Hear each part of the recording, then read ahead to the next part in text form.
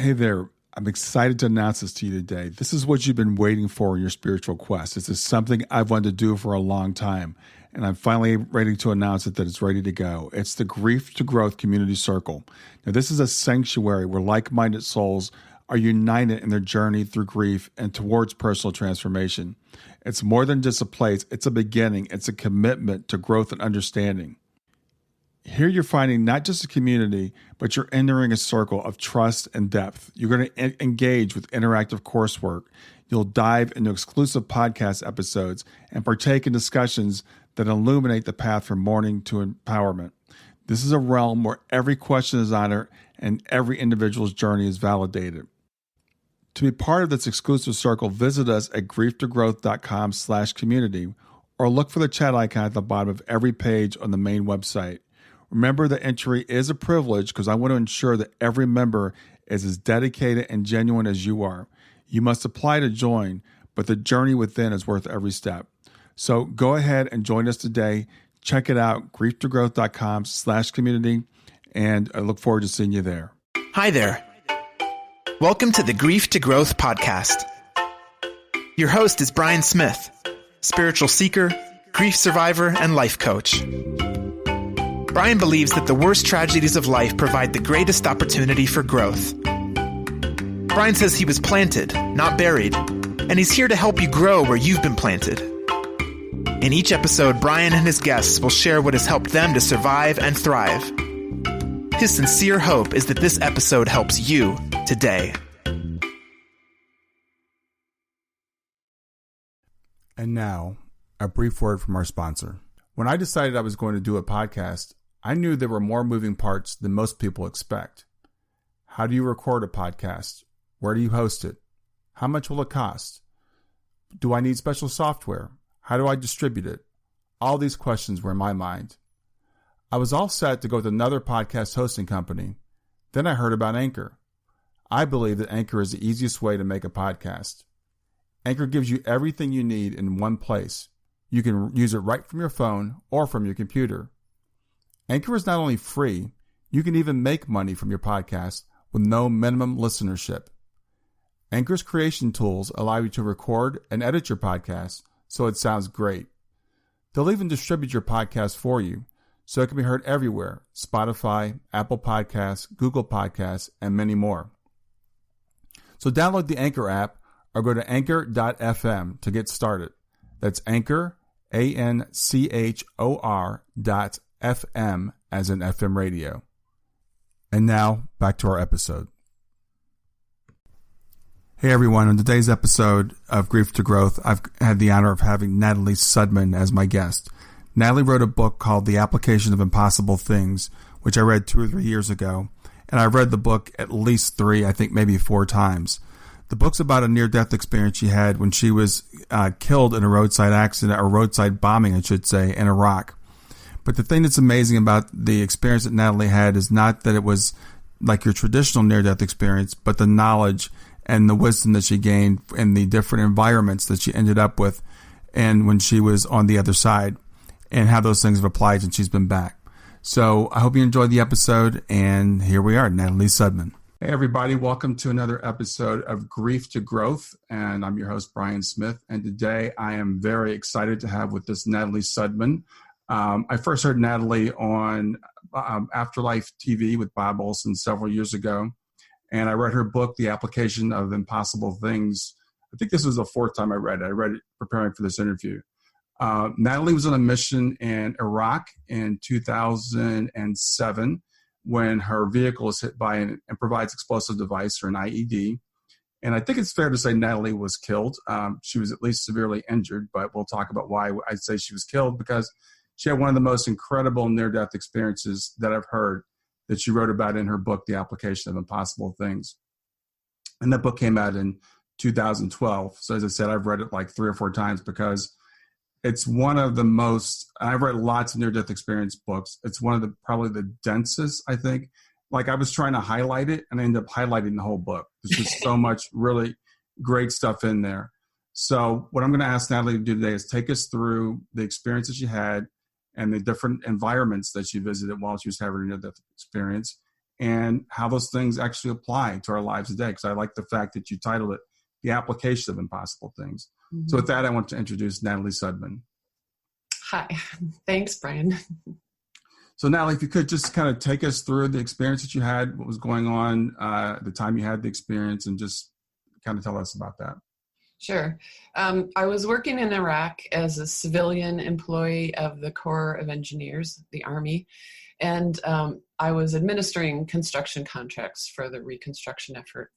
And this day we were going out to visit some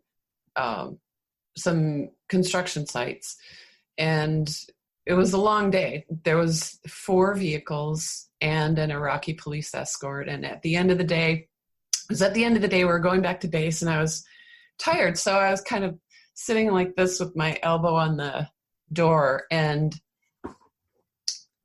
my eyes closed. And I was there in the truck, and then I was suddenly not there in the truck. I was standing in front of the way I call it the gathering. It's like thousands of beings all around me, like a stadium, and I was downloading information to them.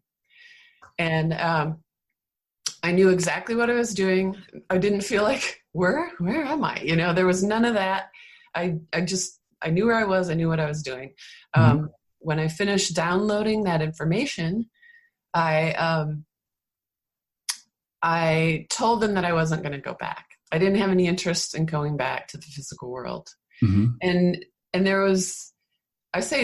they all agreed to that, but I mean, they were kind of in no position to agree or not. They accepted that. Okay. There was no authority over me, and I had no authority over anyone else. We were all just doing what we do and cooperating with each other. Okay. So they accepted that. And then they were like, well, what if you did this? They kind of asked if I might be interested in doing some other stuff and going back, that some skills that I had would be helpful right now. And I said, okay. Now I go, really? It was that easy? But yeah. So this environment you called the blink environment in the book. And this was a physical environment, because you said coming back to the physical. So how were you when you were in this environment? Well, I appeared to myself as I was in the truck. So I was in my BDUs, my camo Army gear. I was kind of tattered up and from the explosion, but my physical form was whole. Okay. And I didn't think, I've just been blown up or something. Mm-hmm. And these beings had form, but it was like they could change form. I think it was kind of like a cooperative form. It was easier for me to perceive them in form, maybe, because I come from the physical. But when I go back to this environment, I can revisit it, and I can interact with these beings, and I can perceive them in different ways. I can turn them into a monster, or I can turn them into an animal or something. Mm-hmm. I can perceive them in that way. So I think the form is not important necessarily. The being, each of them is a consciousness, a being, a personality. They certainly each had personalities. Okay. So when you say you go back to this environment, you don't mean that you're recalling the environment. You actually can still go back to it? I can do both. I can go back into that experience and kind of re-experience it and slow it down in a sense so that I can kind of pick it apart. But I've also gone back to that environment and interacted with them. And sometimes it feels so unreal because now I'm anchored more in this physical mind. So while it feels more real, as soon as I come back into my physical mind, it's like that feels like a dream, and yet a really, really, one of those lucid dreams that's just so clear. Yeah. Yeah. So when you were there and you're downloading this information, it sounds like it was kind of like your time on Earth was like a mission. Would that be fair to say? Well, I don't know, a mission, that's kind of a human idea of Mhm. giving us a goal or something. And goals often come with deadlines, and there's all these, there's a lot of connotations that go with that. And Mhm. I think that it's more like I agreed to do some explorations. I agreed to help out with some things. And, and it's not like I have to. I mean, the Right. feeling is like I can change my mind anytime. I don't Mhm. have to do this. It's more like it's interesting to me, and it's of value to some other beings. So it's fun to do. Yeah. So it's an agreement that you made. You're doing the Yeah. exploration. You're doing because it's interesting. So you're getting something Mhm. out of it, but you're also benefiting a Other. greater group of beings. Right. Okay. Yeah. I guess that's a good way to say it. Okay. Yeah. So I you have go to trouble, a lot people talk a lot about contracts. We come into this lifetime with a contract, right. and you go, ah. I mean, Yeah. that's so it's so authoritarian, and um, it's so goal oriented, and it sounds like it's got a schedule, and I just don't perceive it that way. It's Yeah. much more free flowing, and it's much more voluntary, and Yeah. it's more fun than Yeah, that. I want to get into that. I want you to finish telling you the experience you had, and then I want because I have a lot of questions for you about that. Okay. Yeah. Okay. So yeah, you mentioned that I call this the blink environment, and Hmm. um, in my book. So I told them I didn't want to come back. They suggested, oh yeah, maybe you'd like to do this. I went, yeah, yeah, yeah. Hmm. And then I blinked to another place that I call the deep rest environment. Hmm. And here I feel like I did not have form, but I had organization. It felt like the way I describe it is I was an organization of energy. And there were two other beings there who felt sort of like mechanics, like they were just tinkering and tuning up that organization of my energy. We didn't interact, we didn't talk to each other or anything. I felt like they were just doing their job, and I was relaxing. Hmm. And at this is a point where I would say I did something like what others describe as a life review. Hmm. But for me, there wasn't any judgment involved, really. Or the judgment was it was all from me. Hmm. And maybe I was just really easy on myself.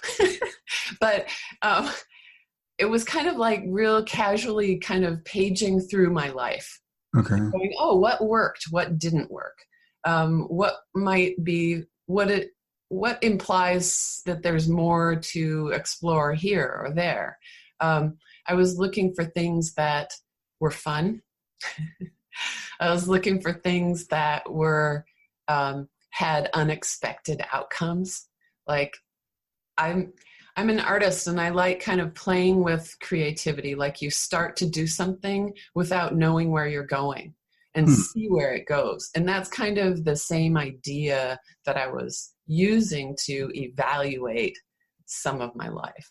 So anyway, I completed that, got a good rest there, and then blinked back to the big gathering where Hmm.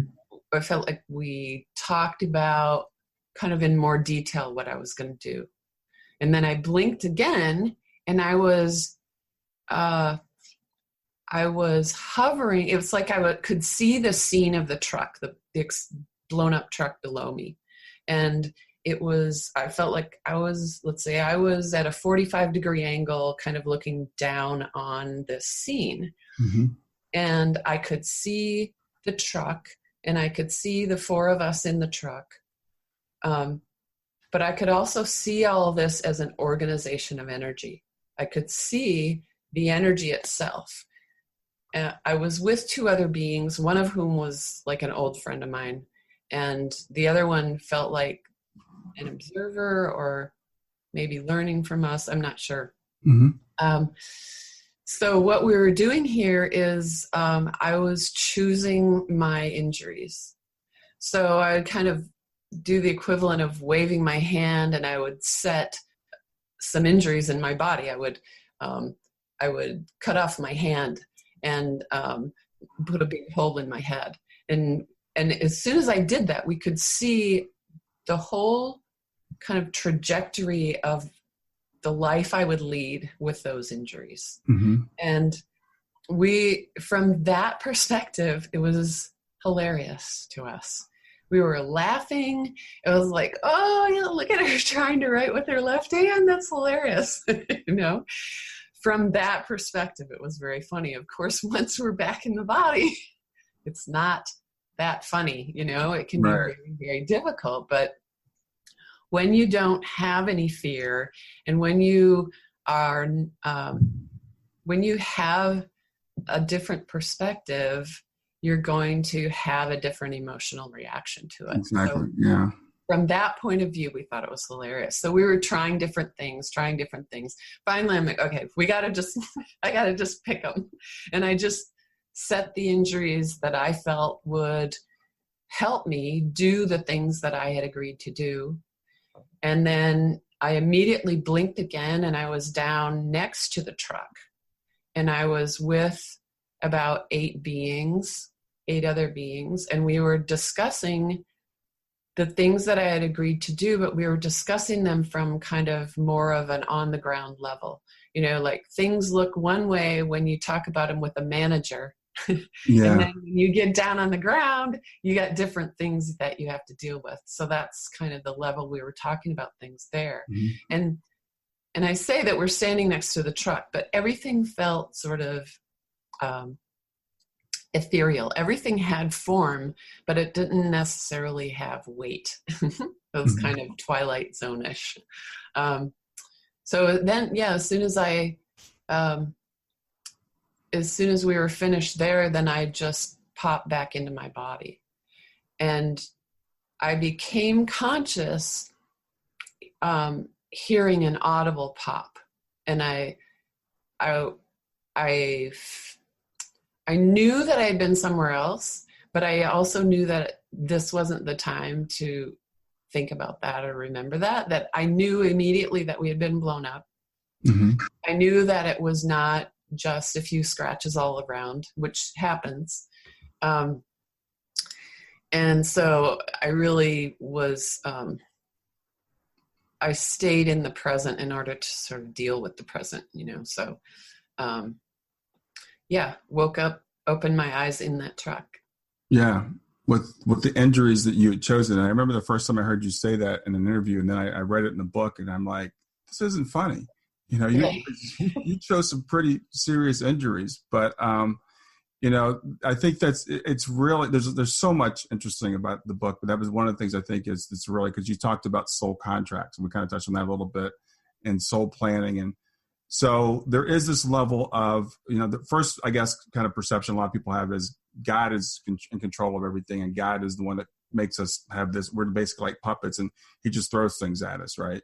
So that's the one level. And then there's kind of the soul contract level where we agree to do this, but it's kind of like we have to do it. And people, when they first hear about, for example, reincarnation, well, do I have to go back, and do I have to do this? And the way you describe it, it sounds a lot more interactive. It's a lot more that we're involved in the planning. And as you say, you can, so even as you're going through these things now, you approach with a different approach because you know that you chose it, at least on some level. Right. Yeah. In my whole experience, there was never anything or anyone dictating anything to me. Mm-hmm. It was very clear to me that we are the agents, we are the authorities in our own experiences and our own lives. And that doesn't mean that we as personalities, with able to see this much, are in charge necessarily, but we're whole beings. Let's say that this personality is an aspect of who and what I really am. And what I really am is an aspect or an expression of God or of source or of universe or, whatever word you want to use for that. All that is that infinite creative force. And because we are an aspect of it or an expression of it, we're actually much, much bigger than we think we are. Yeah. And we know ourselves as in this personality. We have a lot more agency and a lot more power in our lives than we think we do. And so, yeah, in my experience, we co-create with our whole selves. We get in the flow of that creative infinity, and we exercise both the will of our personality, but also work with the will of our whole self if we're willing to. I mean, I think that if we can come into that kind of coherence, whether that's through meditation or through creativity or through reflection, that we actually are going to have an easier time no matter what we're experiencing in life, because we're not fighting ourselves and we're not fighting whatever it is we're experiencing. If we say, well, this is my experience, it's not in the way of life, this is my life. Right. So I'm going to pay attention to this. And even if it's unpleasant, even if it's difficult, I'm going to pay attention and I'm going to walk through it with some gratitude, at least willingness to be grateful for it, even though it may feel impossible. Right. Well, and it's interesting because I just got into this idea of the whole self in the last 4 or 5 years when I started really getting into this after my daughter, passed away. And so my thought at first was, well, it's our higher selves that controls what happens, right? Because it's got a higher perspective. So we as the physical mind or the personality, we're just kind of maybe even puppets to the higher self. But from what you're saying, it sounds like we're still co-creating with the higher self. Is that right? That's my understanding. I think that sometimes the whole self does choose things that we as personalities would say, I would never choose this. I'm not in control of this, Right. As a personality, you wouldn't choose to lose your daughter, Right. But as a higher self, you're right. As a higher self, that part of ourselves has a different perspective, has a broader perspective. It's like saying, the way I describe it a lot of times is like that 3-year-old wants 10 cookies. Give me 10 cookies. I'm going to die without 10 cookies. I have to have 10 cookies. And you're like, you're not having 10 cookies. And it's kind of hilarious, right? Yeah. But it's not hilarious to that 3-year-old. They're serious. Exactly. Yeah. No, exactly. And I love that analogy. I've used it kind of the same analogy, not the 10 cookies, but we, from our perspective, we don't know exactly what's good for us sometimes. Right. And we think, no, I want this. And we don't know what would happen if we got that. And we don't know what greater things we might have happen to us by maybe not having that in this experience. Yeah. So the challenge of being a human is to be able to try to get that higher perspective while you're still human. Yeah. And I think that, we do have free will. So I think that there are some things that our higher self chooses that we're going to experience. But how we experience that's up to us. And, I do think that we can kind of drag ourselves off our path a little bit if we, especially out of fear, if we as personalities let fear kind of run the show instead of allowing ourselves to trust the flow of the universe and the higher self. I think we can sometimes make things more miserable for ourselves than they have to be. Yeah, the thing about your book, I like I said, I think it's a fantastic book. But the thing is, I was reading one of the reviews on Amazon today, and the guy said it was hard to read, which it is because there's some pretty difficult concepts in there, or maybe kind of difficult, I guess. And he said there wasn't a lot of emotion in it. But one of the things I got out of your book is that we take life way too seriously. And one of the things I love about your personality is you're just kind of like, yeah, let me just try this, let me try that, and it's not that big of a deal if we quote mess up, because it's all about the experience. Yeah, our culture is really into winning and doing things right. Mm-hmm. And, we don't even know how to deal with the word failure, or, we don't use the word exploration very much, which has no end and it has no tests, and it's not a goal-oriented thing. but I think we could use more of that in this culture. Living doesn't have to be one test after another, whether it's us testing and judging ourselves or other people testing and judging us. It doesn't have to be that way. It can be much more gentle and a lot more fun. Yeah, a lot more fun. Well, it's interesting because as I've kind of evolved out of fundamental Christianity into whatever I got into next, now the people I'm dealing with are like, what's my purpose? What's my sole purpose? Am I going to accomplish my purpose, what I came here to do? And again, I think that's one of the lessons I got from your book was like, it's not about accomplishing something. It's about exploring and just, enjoying the ride and trying to learn from whatever experiences come. Yes. Yeah. Yeah, I definitely agree with that. It's more about being, how I get that question a lot. What's your purpose? How come you didn't tell us in your book? What's your purpose? Well, first of all, it's my purpose. So right. You don't need it. But then too, I think that it's real easy to think that we're all sort of given an assignment. And we want that assignment to make sense to our human mind. So I'm here to learn about the balance of power, or I'm here to learn about relationships or loss or how to negotiate grief or things like that. What if your purpose is to exercise curiosity? Yeah. And the human mind goes, well, that's not the purpose. Yeah, exactly. So I think we could rethink some of that purpose. Stay with us. We'll be right back. Hey there, something I want to tell you about today.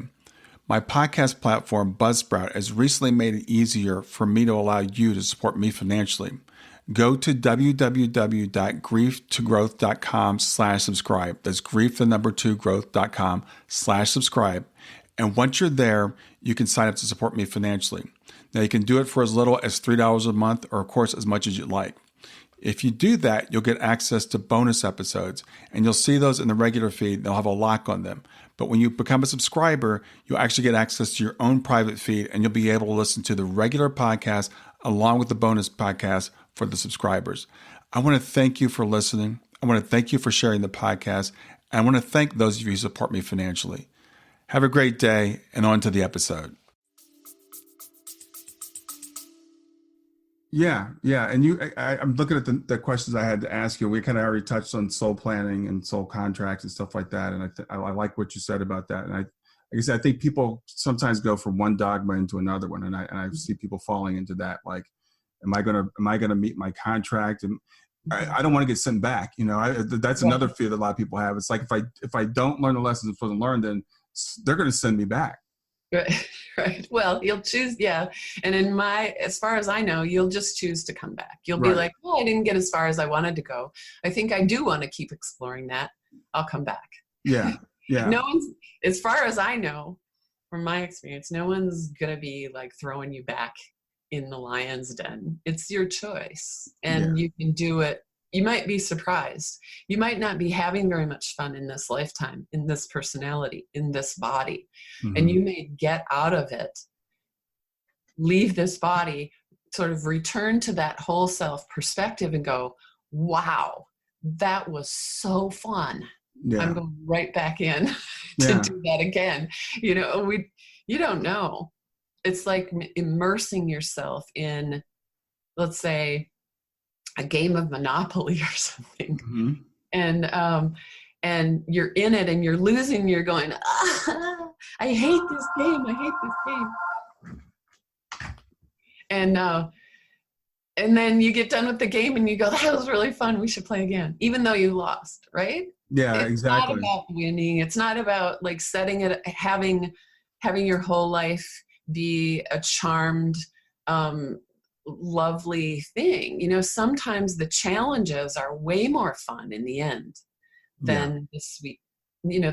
Sure, it's nice to have sweetness, but those challenges are gripping. Yeah, it's like my daughter and I love to play video games, and we played Super Mario Brothers, and So when you're playing a game, even when you're designing a game, if you could just go through and win every level with you never lose a life, you never have a challenge, that's not a fun game. Nobody would play that game, right? But we also don't want to play impossible games. There's got to be a certain level of challenge so that when you overcome it, it provides a sense of satisfaction. Yeah. So when I think about Shayna, I think about like when we used to play Mario Brothers, and like you get to those tough levels and you go over and over again, and finally you break through it. And that was the fun. That was the fun of saying, yeah, it took me 10 times to get through that level, but I finally got through it. Yeah. And when you get through it, that moment is so like, when you just get it. Yeah. It's like a magical moment, right? Yeah, it is. It's a moment you would never have without the struggle. Right. Yeah.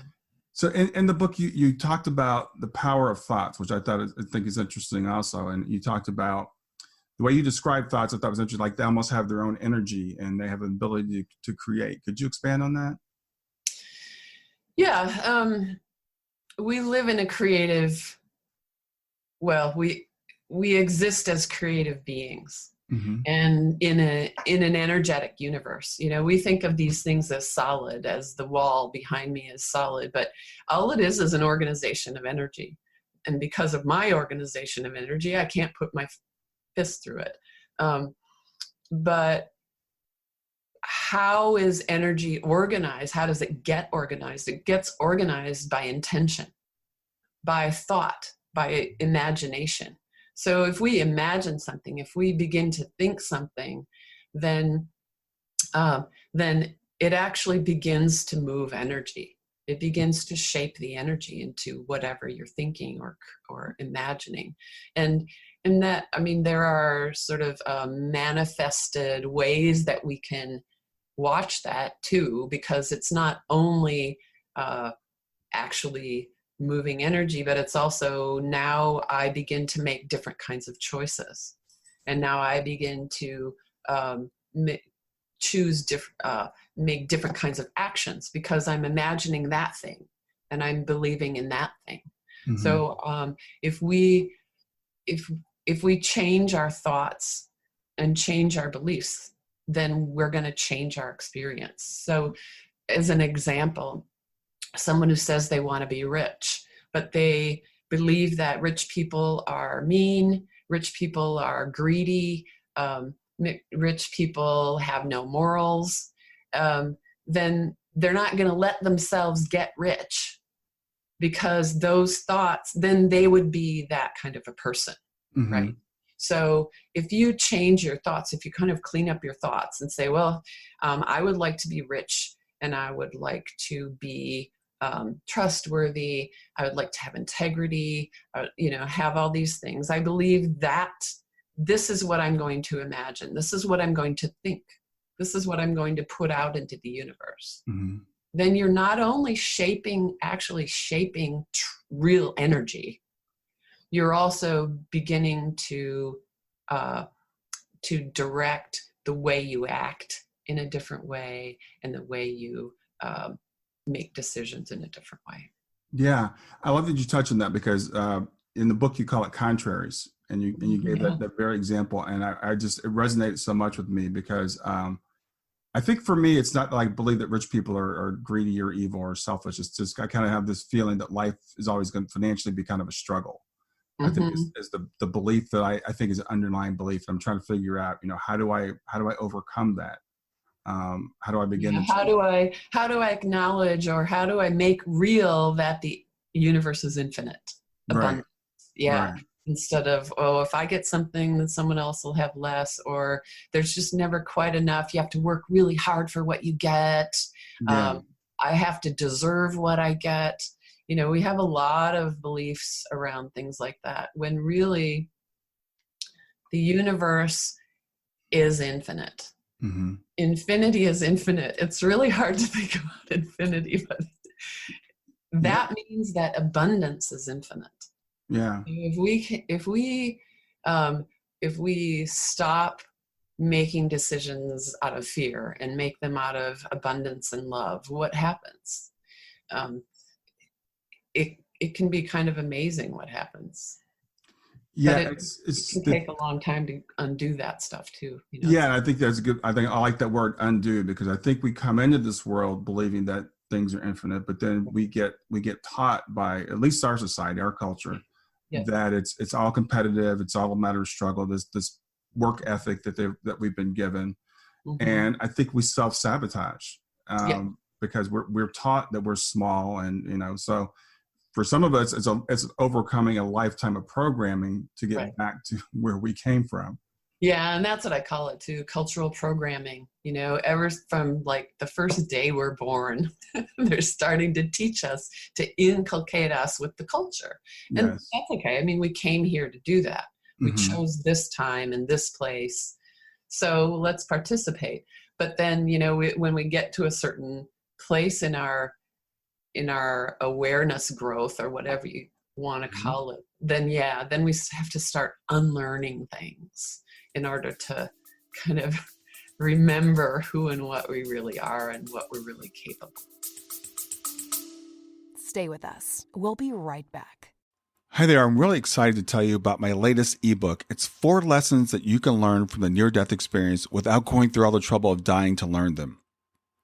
I've been studying NDEs for several years now. I am completely convinced that not only are they 100% real, but that there's some very universal wisdom that we can get from the near-death experience. And I've distilled that down in this book into 4 short lessons. And I've also given you all the reasons why I believe the NDEs are absolutely real.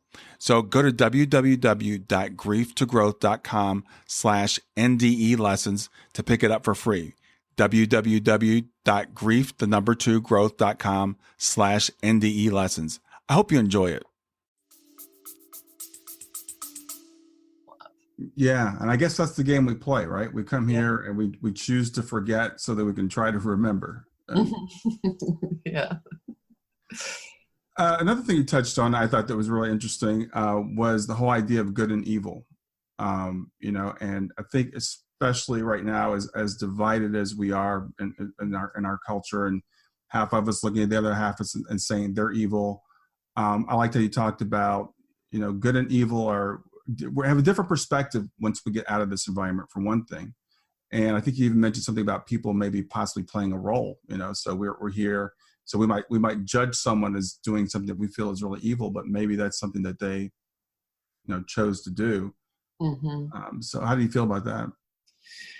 Yeah, I'm wary about talking about it because I had to choose my words so carefully in the book. I don't want it misunderstood that I'm condoning bad behavior. Yeah.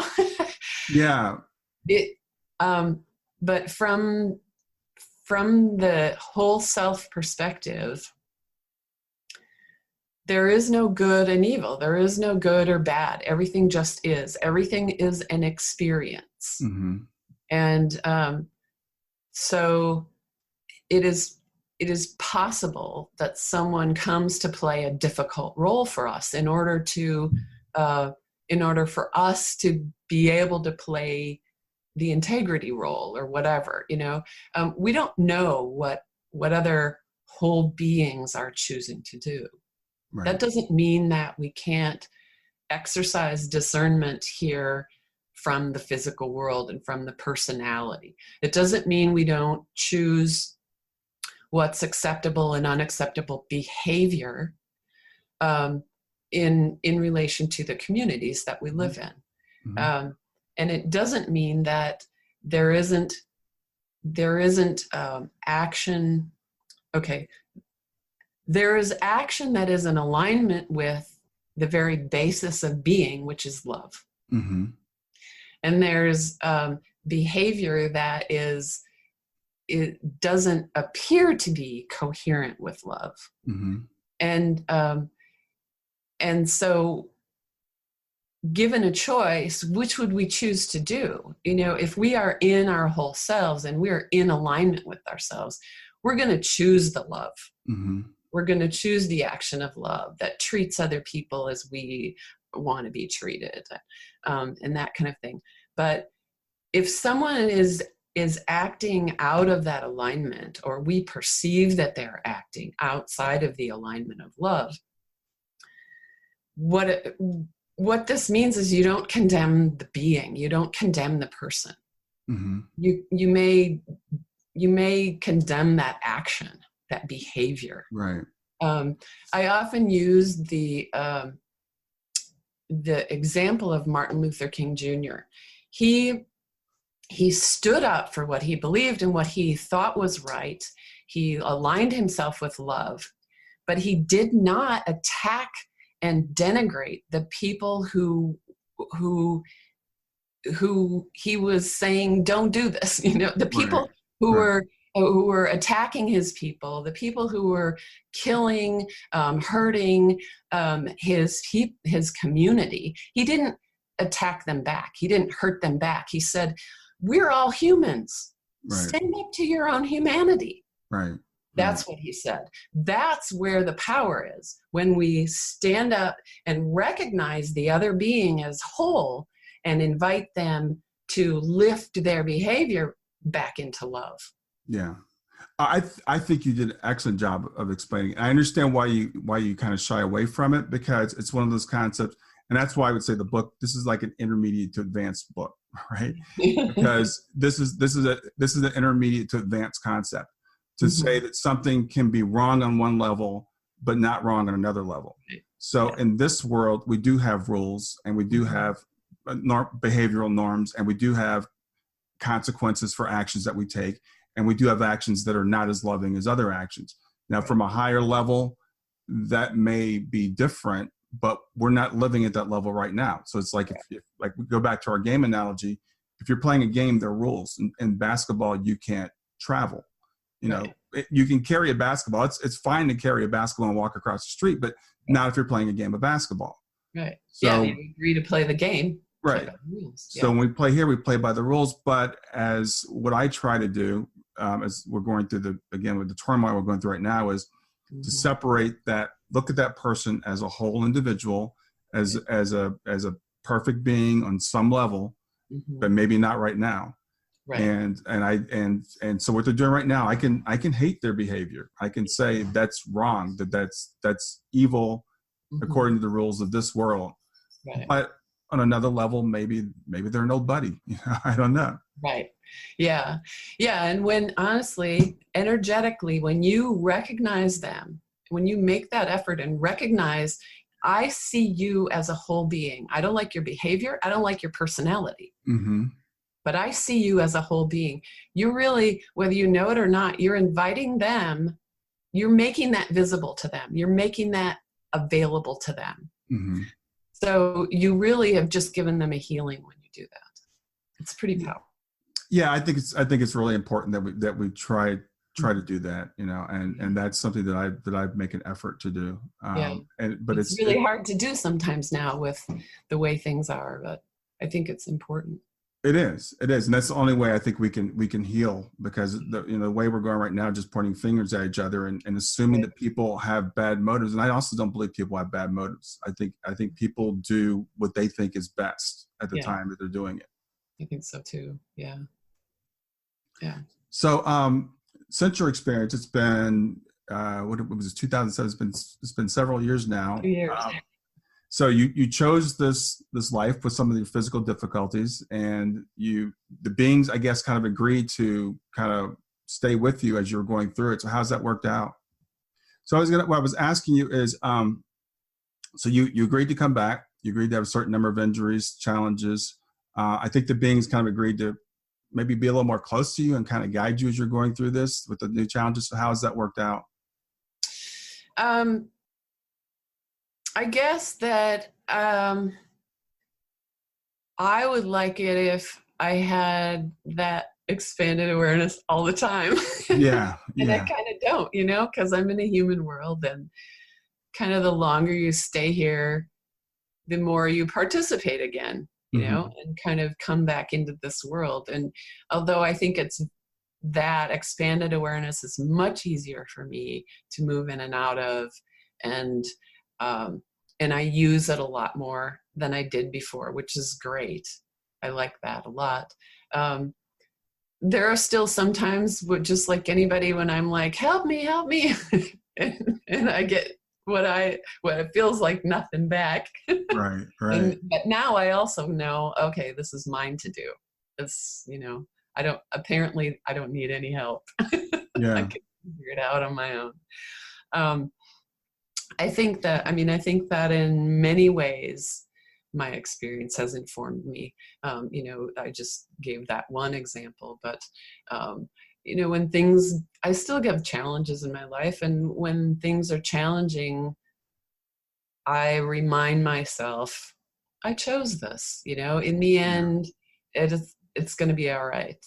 We all get up off the stage and walk away. Right.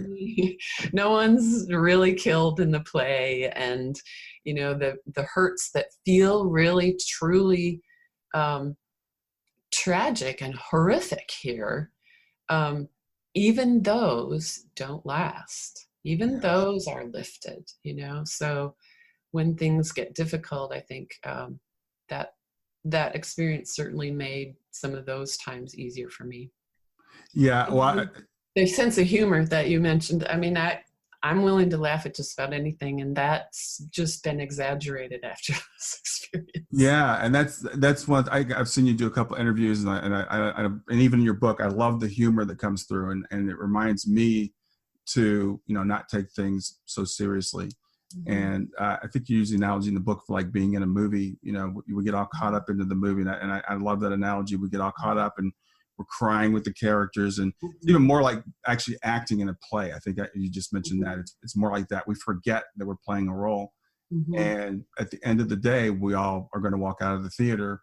The sun's still shining. It's dark in the movie theater, but the sun's still shining outside, and it's going to be okay. Yeah. I think a lot of times, us people that haven't had these experiences, though, we see someone that's had it, and we go, "Oh, they're really lucky because they had that experience, and they really get to know." And I do talk to a lot of people who had near-death experiences, and I have a little bit of jealousy about it, but I know it comes with its own set of challenges.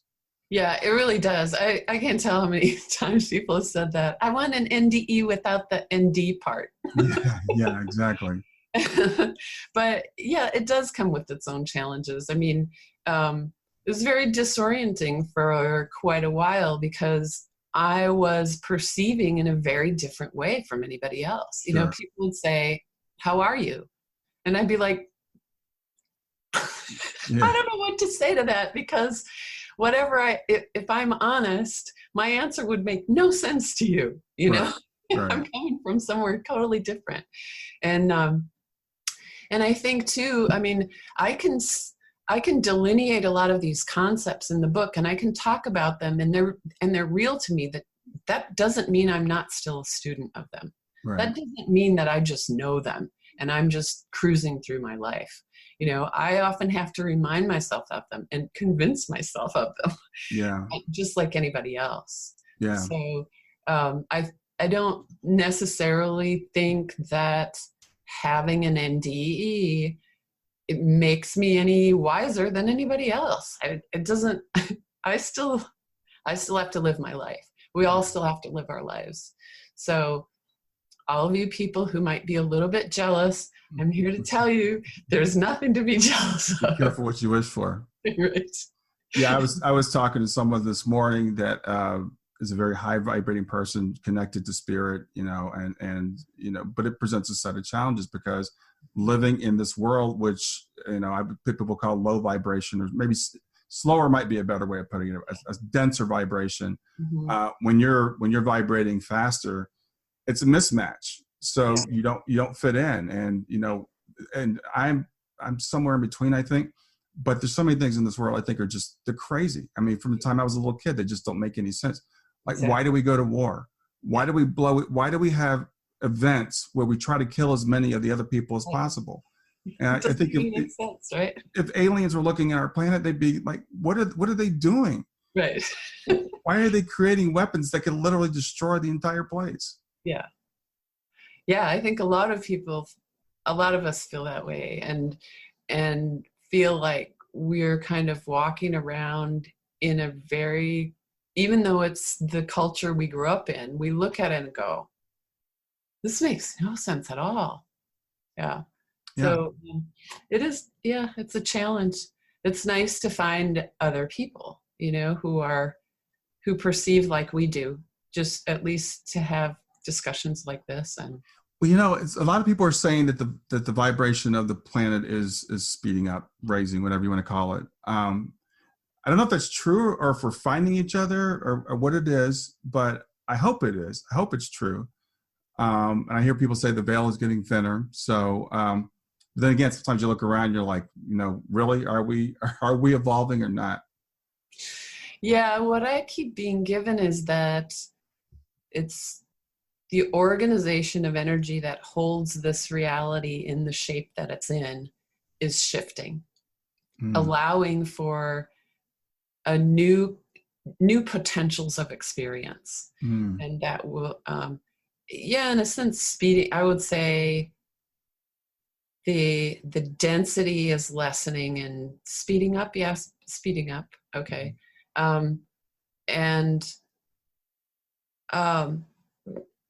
When that happens, the dysfunctional things that have been hidden in the closet and stuffed away in the drawers, those things have to come out and get cleaned out. Yeah. So the closet doors are open now. Yeah. And we're finding, all this stuff is, you can't hide it anymore. Right. And so it has to be cleaned up. And when I'm shown this, it does get cleaned up. I'm like, how could this possibly get cleaned up?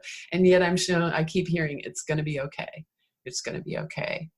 That this is a necessary, just kind of mechanically necessary phase that it goes through, and that once we make that switch, when kind of finally go over that tipping point, that people are gonna come into this world with a lot more awareness. We're not gonna blind ourselves so much the way we have in the past.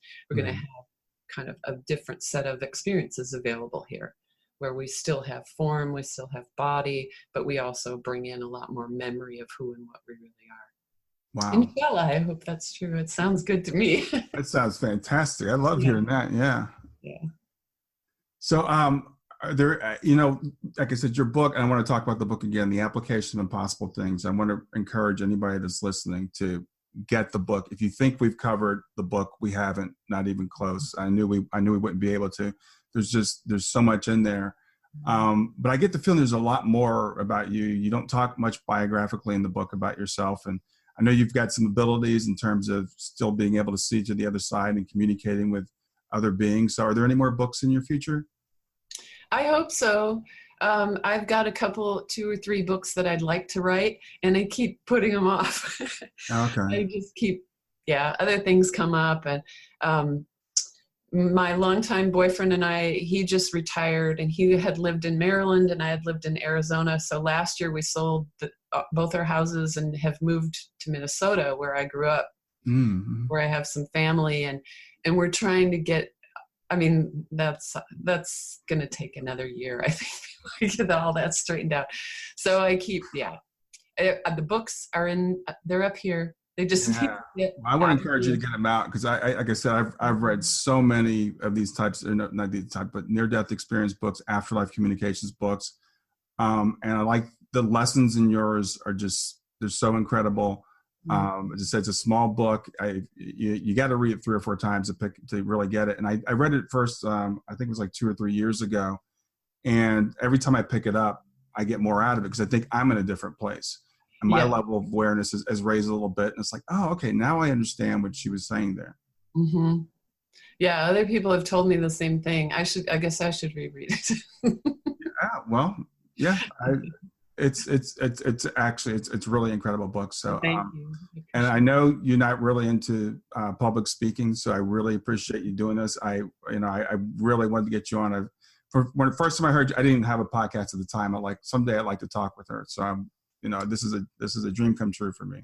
Oh, good. It's been a pleasure talking to you, Brian. It's really fun. All right. Thanks a lot. Thank you. All right. Good night. Goodbye, everybody. That's another episode of Grief to Growth. I'm your host, Brian Smith. And this is Natalie Sudman. Make sure you go out and get her book. Have a good evening. Well, that's it for another episode of Grief to Growth. This is your host, Brian Smith. I want to thank you for joining me today. I hope you enjoyed today's episode. Feel free to reach out to me anytime at www.grieftogrowth.com. That's www.grief2growth.com. And you may know I am a life coach and grief partner. So if you'd like to schedule a free half-hour consultation and see how we might work together, you can do that on my website at grieftogrowth.com. Thanks a lot and have a wonderful day.